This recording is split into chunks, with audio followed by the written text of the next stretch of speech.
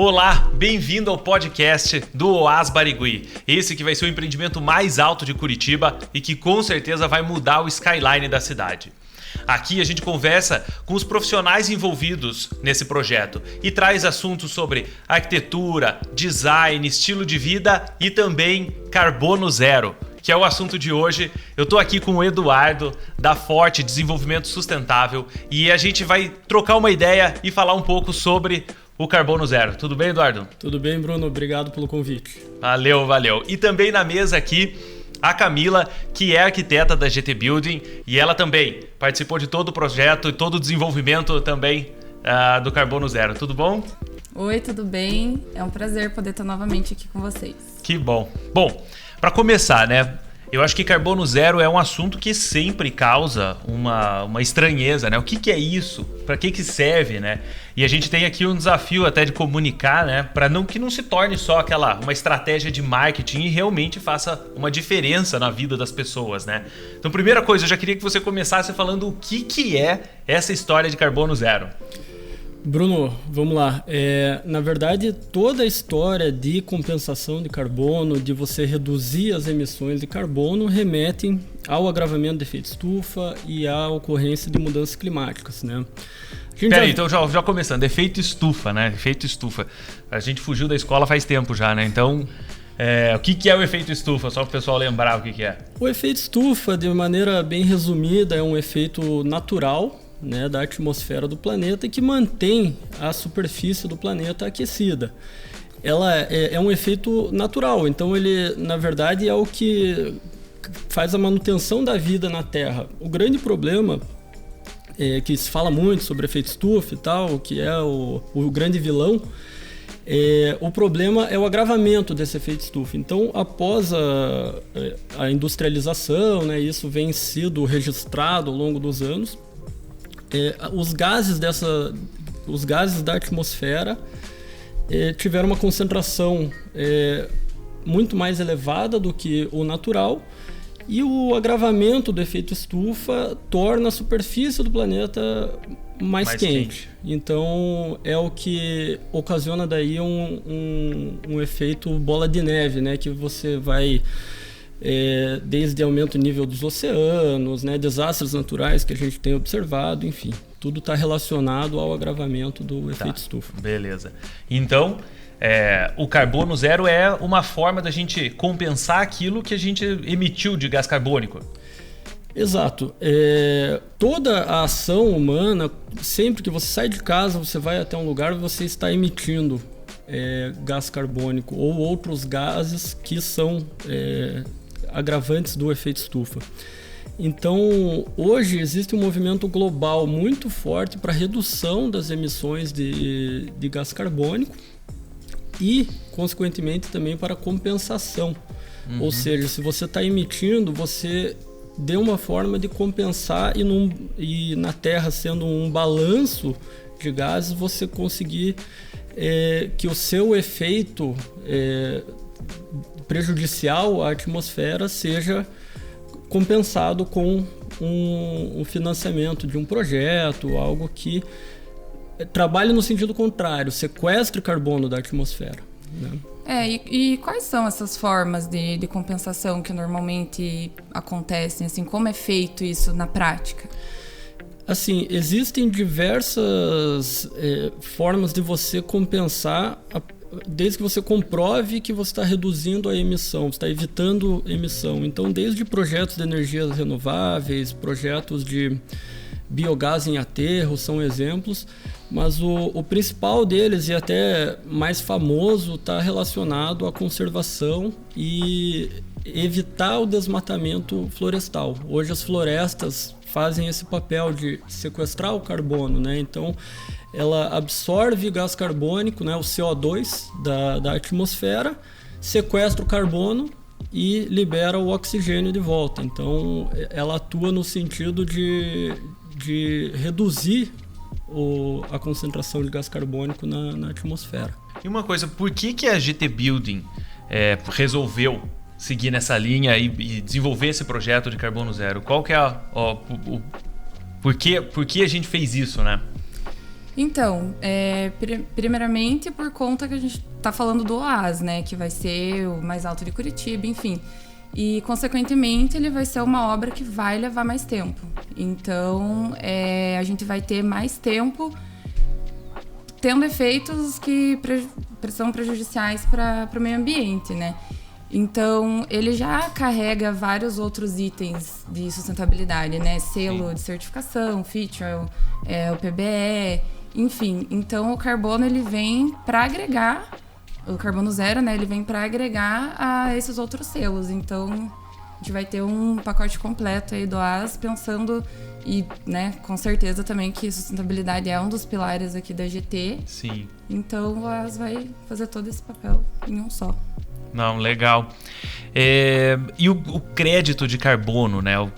Como ele é comprado? Como é feito? Como é medido? Quanto a gente vai gastar realmente, por exemplo? Quanto a gente vai precisar capturar de volta? E como a gente mede isso, né? Uhum. Conforme até a Camila comentou, o OAS é uma obra relativamente longa. Então, ao longo de toda a execução da obra, serão monitoradas as emissões atmosféricas decorrentes desde transporte de funcionários, transporte de materiais, da própria fabricação desses materiais mesmo, e será feito um inventário anual de gases de efeito estufa. Esse inventário segue um protocolo que é validado em todo o mundo, é usado o mesmo protocolo, é o GHG Protocol. E a partir desse inventário a gente vai ter, ao final de cada ano, quanto foi emitido pela obra do OAS. E aí a GT Building se compromete, né, a compensar com base em incentivos em projetos que atuam, né, no sequestro de carbono. Tá. E assim, quais são esses projetos? Que tipo de projeto consegue sequestrar o carbono? Bom, o foco, Bruno, é projetos de conservação florestal. E existe uma busca grande para a gente está priorizando muito projetos aqui no nosso bioma, na Mata Atlântica, né? É um bioma que hoje já tem menos de 10% da sua cobertura natural. E está muito próximo daqui, né? A gente vive muito, né, essa formação, essa vegetação local aqui. Então, a principal prioridade são projetos de conservação na região.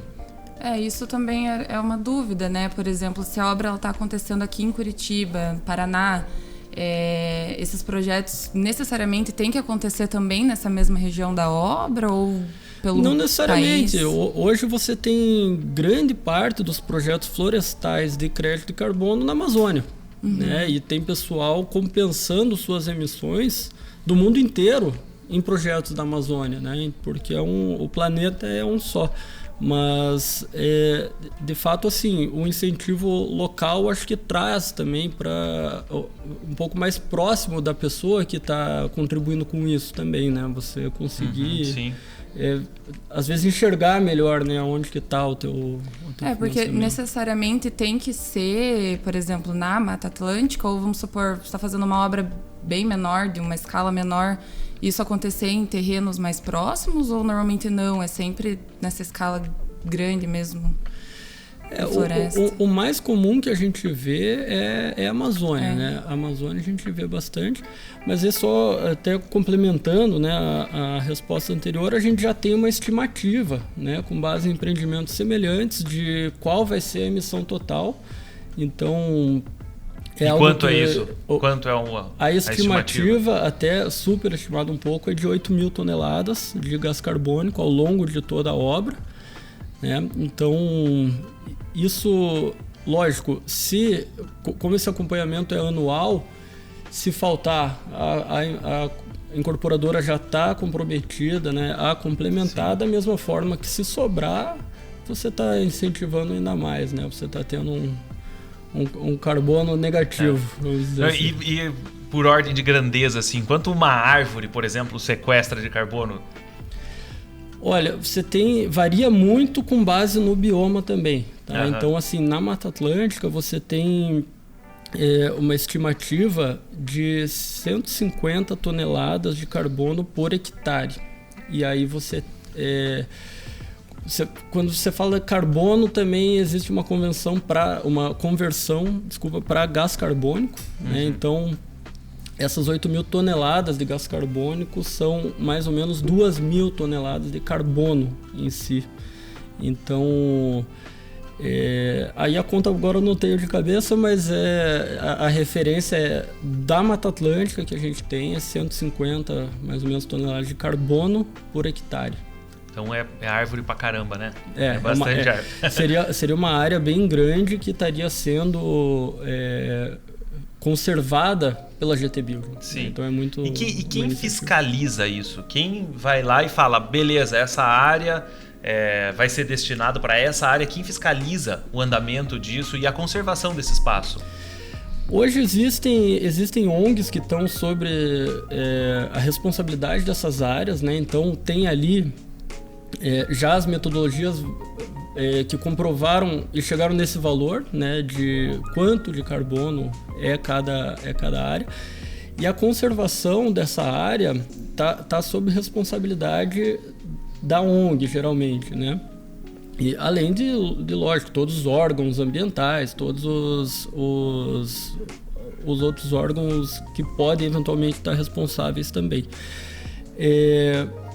Buscamos promover uma iniciativa aí de visita também à reserva, né, onde vai ser feita essa compensação, para que o próprio cliente que está, de certa forma, investindo nisso possa conhecer a área também. Claro, é bacana também. E ver, né? Então, é mais um dos motivos de que a gente busca algo regional, né, para facilitar esse tipo de ação também. Sim, sim. Na nossa obra do Oás Barigui, qual que é o grande vilão que a gente tem de emissão de carbono, né? É o transporte, é a construção em si, o concreto, a madeira, o que é? Qual o material, né, usado lá que é o grande vilão da obra? Transporte 98%, né? Então grande parte das emissões, como você tem muito... Todo dia você tem uma série de caminhões chegando lá com material. Os próprios colaboradores têm que se deslocar até a obra todo dia, então tudo isso vai ser controlado, né, de forma que a gente chegue no valor real, né, de emissões pelo transporte, né? Então, de certa forma, a gente até está compensando emissões de terceiros, mas que estão indo até a obra, né? Então, são emissões de escopo 3 que se chamam, né?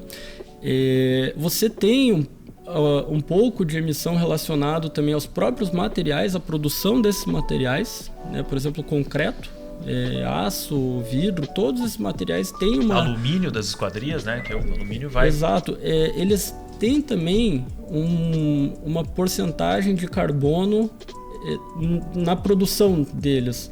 Mas é um material que ele vai uma vez para a obra e está lá. Em obras, o grande vilão é o transporte, né? A ida todo dia. A logística do canteiro de obra é contínuo, né? Então, quando a gente coloca no inventário, a gente vê que o principal com sobra, o transporte. E se a gente mudasse o modal de transporte, por exemplo, veículos elétricos, isso ajudaria nessa Seria questão? Um grande impacto, né? Com certeza. Hoje, o grande responsável é transportes pela forma da combustão, né? A forma que são os meios de transporte hoje, né? Todos, seja diesel, seja gasolina. Então, com certeza. E hoje, todo esse movimento que tem de ESG, né? Você já está saindo um pouco só de olhar para a companhia e você já está olhando para os fornecedores. Então, é questão de tempo de um fornecedor que tenha toda uma frota elétrica tenha prioridade numa contratação em ganhar um novo serviço, porque ele emite menos. Logo, a tua responsabilidade com a emissão é menor. Eduardo, como que é o passo a passo, né, do zero? Como que é? A empresa entra em contato com vocês, a gente quer, né, aderir ao carbono zero. Como que é? Você... para falar com a empresa, decidir qual forma de compensação, qual que é? Como que é? Isso, então assim, primeiro a gente entendeu o projeto e chegou numa estimativa, né, de emissões até para ver a viabilidade econômica, né, desse investimento. E aí ao longo do processo, como que funciona? A obra vai emitindo, né, enquanto vai construindo, vai emitindo, e a gente vai controlando essas emissões até o final do ano. Chega no final do ano, a gente tem um inventário de gases de efeito estufa, né, com base nas metodologias validadas. Esse inventário, ele traz ali quanto foi emitido, né, de gás carbônico nesse ano. Esse inventário é submetido a uma auditoria, e a auditoria fala, ok, o inventário está ok, foi isso que a obra emitiu. E aí, com esse valor, é convertido, é compensado em carbono, né, em projetos que sequestram o carbono, retiram, né, de certa forma, o carbono. Vamos falar sobre sequestrar carbono, né, que essa palavra é nova, né, para todo mundo. Esse sequestro de carbono, como que ele funciona? Como que a planta sequestra o carbono do meio ambiente? Então, veja, ela absorve o gás carbônico, né, o CO2, e ela cresce a partir do carbono e libera o oxigênio, que é o O2, né, o que sobra. Então, esse é o processo de fotossíntese, e ela usa esse carbono para o crescimento vegetal mesmo, né? Então, quanto maior a árvore, mais ela está sequestrando por ano, por dia, enfim, porque ela precisa de mais massa para crescer, né? Então, é basicamente isso que é feito, né? E em outros projetos, né, de energias renováveis, você está deixando de emitir, né? Então, sim, deixando de emitir carbono para a atmosfera. Os projetos que lidam com redução de desmatamento ou conservação florestal tem esse benefício de você estar realmente aprisionando o carbono na árvore em si, né, na floresta. Então, fica até um pouco mais claro de se entender, né, como que funciona E não tem nenhuma máquina que faz isso, que faz esse trabalho e que transforme, tem uma máquina feita pelo homem que transforme o gás carbônico e faça de alguma forma essa separação? Provavelmente é mais fácil plantar árvore mesmo. E como que é feito, por exemplo, a gente sabe que isso está começando agora aqui, principalmente nas obras, né, no Brasil. Por exemplo, a GT vai preservar uma área para que outra obra preserve uma área diferente. Como que é feito isso? É delimitado uma área na mata? Cada um tem o seu até a obra ser concluída? Como que funciona isso? Isso, é uma boa pergunta até, Camila. Sim, é uma área que fica delimitada de certa forma, mas por um período de tempo. Tá? Então, por 5 anos...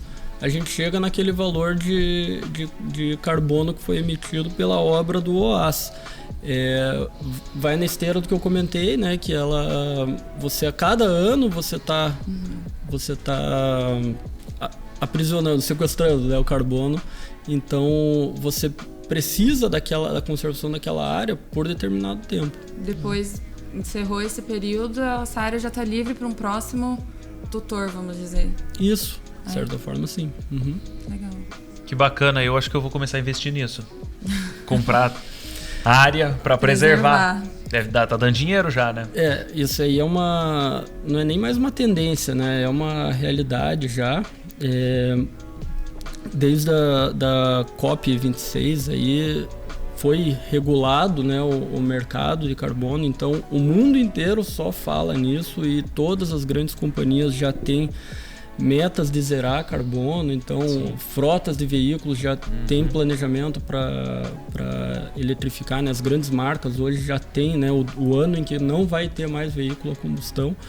Então, assim, é realidade já, é algo sim, que não tem muito de onde fugir. E um reflorestamento de pinos, por exemplo, que ocupa uma grande área e o pinus ele vai ser cortado para virar celulose daqui a 20 anos, mais ou menos. Ele consegue gerar créditos de carbono nessa fase em que ele está crescendo e sendo Não.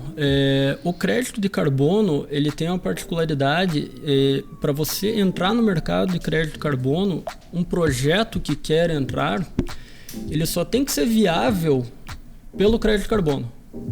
Então, aqui a gente está falando da indústria madeireira. Ela já é viável economicamente. Então, ela não é elegível a crédito de carbono, porque é uma ação que já acontece. Então, o crédito de carbono ele vai em conceito de realmente você fazer algo em prol do aprisionamento de carbono. O que já está acontecendo, né? Bacana, Eduardo. Pô, cara, obrigado por ter vindo aqui. Eu já queria até falar pro pessoal aí, se alguém tiver alguma dúvida, né, já aproveite e deixe nos comentários aí alguma dúvida que surja, que a gente não abordou aqui, que a gente vai ter o maior prazer de fazer outro podcast como esse ou uma outra gravação. Mas brigadão por ter vindo aqui, foi um prazer. Com certeza, Bruno. Fico à disposição. Obrigado, Bruno. Obrigado, Camila. É um prazer estar participando aqui com vocês de novo. Beleza. Valeu, pessoal. Até a próxima.